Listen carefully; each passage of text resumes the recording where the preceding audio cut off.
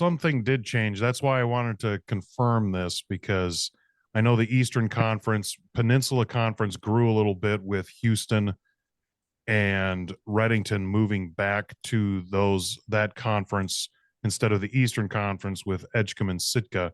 So that did end up changing things where the 3A for the last few years has not had an at-large berth. This year they do.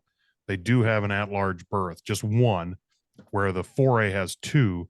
The 3A for boys and girls just has the one. So interesting to see what that looks like. So if you don't win the conference and you're not one of the automatic qualifiers, you still have a shot.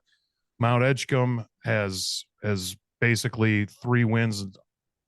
They're 3-0 over Sitka over the course of the season for the conference. Delta, to round out some of the boys conference, Delta is 5-0, Valdez is 4-2, Hutch 2-3, Galena 0-6. The Aurora Conference tournament's always a fun one to do and see if you can get out there. When Valdez, any of those teams hosting, I know I've been around Todd when he's hosted things at Valdez, and it's just an awesome time there. And the Western Conference, this one is going to be really interesting. Barrow, Nome, Bethel, and Kotzebue. Barrow 5-1 according to the records. Nome 4-1. It seems like one of those games is missing.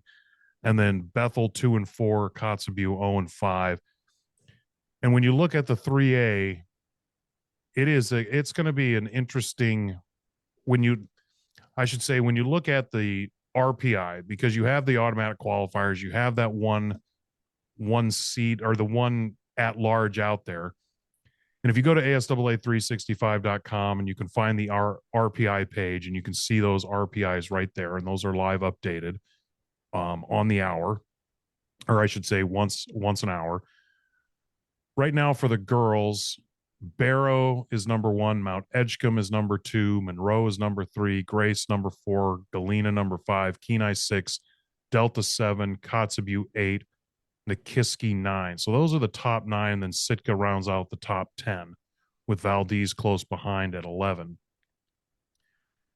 Every conference except for the South, or except for the Eastern, gets 2.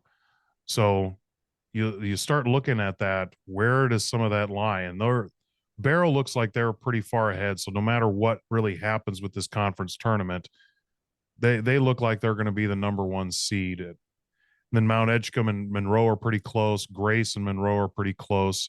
And then there's a little bit of a gap to Galena, Kenai, and Delta. So interesting to see how that's going to play out in the conference tournaments and what impact they might have on that. When I look at the conference tournament for, Brad, get this, for the 3A boys, Edgecombe is number 1, and then there's a little cushion. Nome at 0.605 is ranked 2nd, and Barrow comes in at 3rd, 0.600. I mean, you're talking 1/1000 or 5/1000th. I mean, it is excuse me, it is close. And my guess is one of those two teams will face each other at least once in the conference tournament. And I believe whoever wins that's going to end up with a 2 seed is what it looks like.